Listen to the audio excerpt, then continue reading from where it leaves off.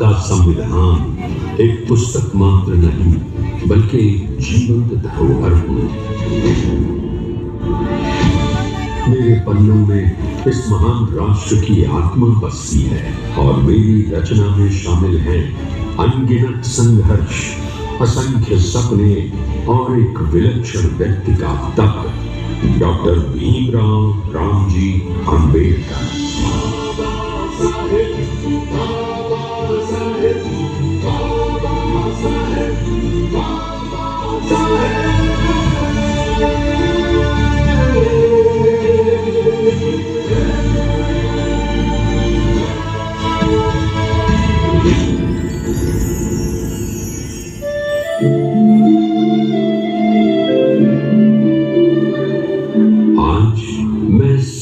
अपनी कहानी सुनाने आया हूं, कैसे मैं बना और वो कौन था जिसने मुझे जन्म दिया।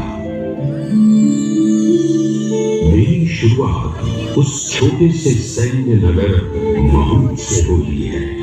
14 अप्रैल 1891 एक साधारण घर में जन्मा एक असाधारण बालक भीमराव।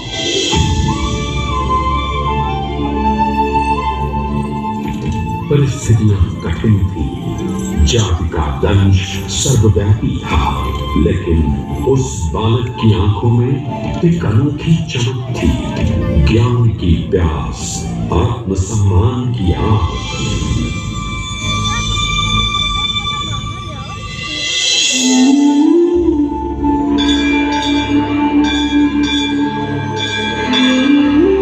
स्कूल का वो दिन मैं कभी नहीं भूलूंगा।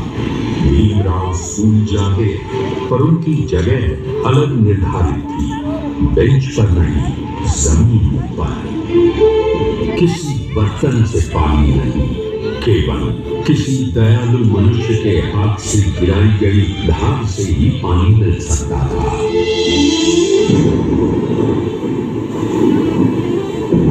जब बारिश की वजह से स्कूल का सेवक नहीं आया, छोटा भीम प्यासा बैठा रहा।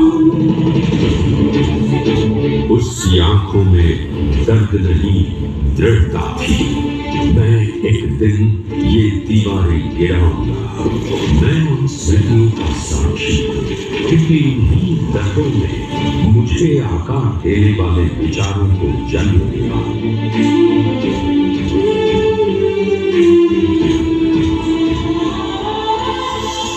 उस समय कोई सोच भी नहीं सकता था कि वही बालक आगे चलकर दुनिया के श्रेष्ठ संस्थानों में पढ़ेगा।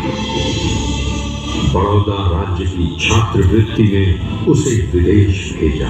कोलंबिया यूनिवर्सिटी में, जहां ज्ञान की विशाल नदी बहती थी, भीमराव ने शिक्षा को न केवल साधन बल्कि मुक्तिदाता के रूप में देखा। वो अर्थशास्त्र, राजनीति, समाजशास्त्र, हर विषय में गहराई से उतरे। मुझे याद है वो क्षण जब उन्होंने अपने शोध पत्र लिखे। उनके हर शब्द में भारत की पीड़ा की प्रतिध्वनि थी और भारत के भविष्य की आशा थी।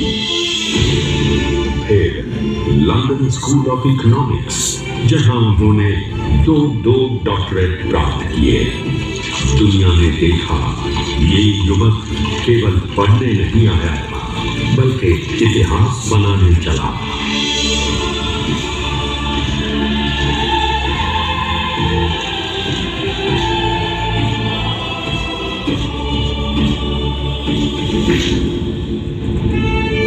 जब वो वापस भारत लौटे, दुनिया ने उनका स्वागत प्रशंसा से किया, पर समाज ने नहीं।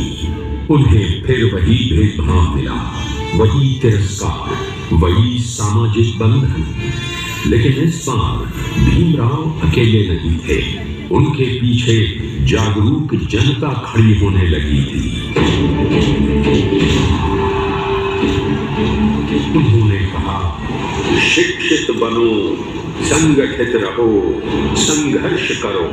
और देखिए, एक शब्द आंदोलन बन गया।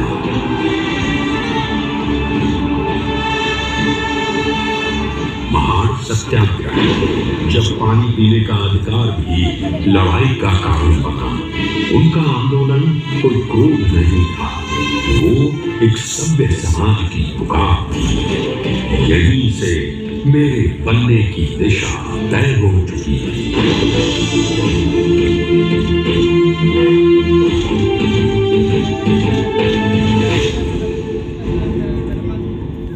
1947 भारत आजाद हुआ।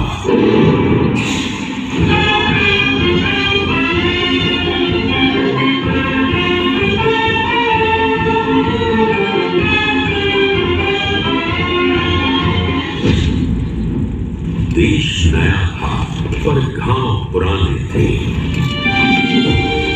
नए भारत के निर्माण के लिए एक महान शिल्पी चाहिए था।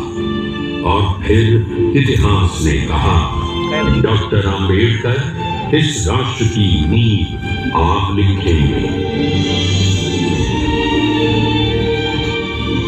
और संविधान सभा ने उन्हें वो उत्तरदायित्व सौंपा, संविधान की आलेखन कमेटी की अध्यक्षता।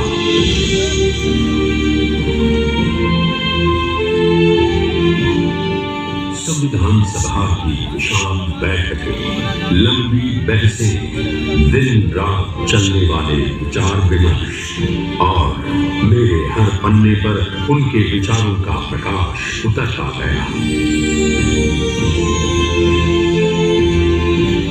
हर अनुच्छेद में न्याय, हर पंक्ति में समानता, हर अध्याय में स्वतंत्रता।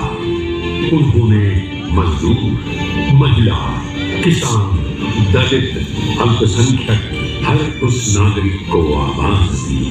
और उसी समानता की भावना को आगे बढ़ाते हुए डॉक्टर भीमराव रामजी आम्बेडकर ने हिंदू कोड बिल प्रस्तुत कर नए भारत के निर्माण में महिला अधिकारों का नया अध्याय प्रस्तुत किया।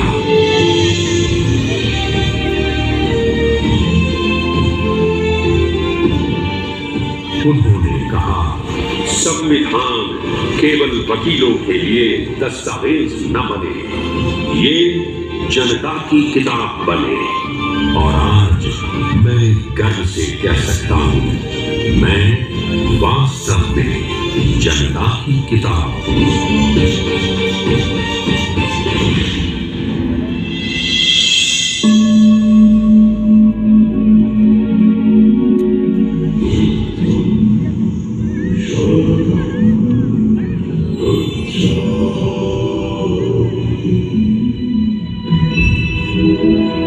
अपने जीवन के अंतिम वर्षों में उन्होंने धम्म को अपनाया, बुद्ध के मार्ग को, जो करुणा, शांति और समानता पर आधारित है। उन्होंने कहा, मैं ऐसे धर्म को नहीं मान सकता जो मनुष्य को मनुष्य न समझे। उनका धर्म, उनकी करुणा मेरे हर मूल्य में बसती है। मैं उनका ही प्रतिबिंब हूँ। उनकी भूमिका देश की एकता, अखंडता, महिला समानता, अल्पसंख्यक सुरक्षा आदि में परिलक्षित होती है तथा भारतीय संविधान एवं बौद्ध धर्म की पुनर्स्थापना कर सिद्धता स्थापित करती है।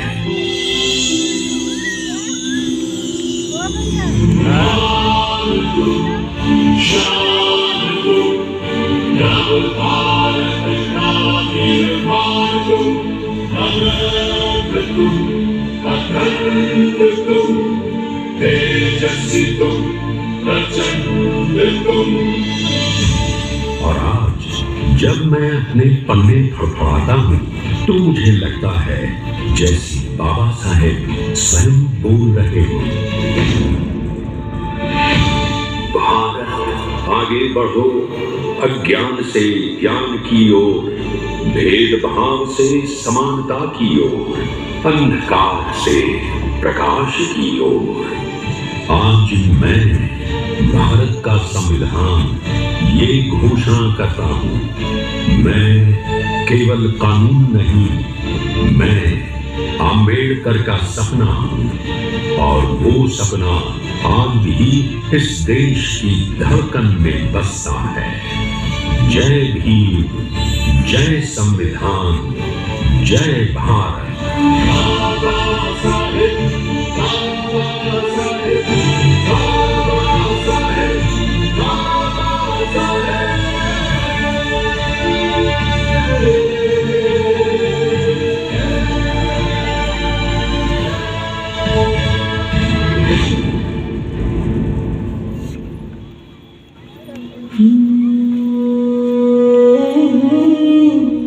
संविधान की रचना में हर आंसू का मान है, अन्याय के अंधेरों से बनता नया विधान है। हर शब्द में न्याय लिखा, हर पंक्ति में सम्मान है। बाबा साहेब के सपनों का ये जीवित संविधान है। शपथ ये हम दोहराए आज, समानता का अभिमान रहे, हर दिल में एक ही स्वर गूंजे।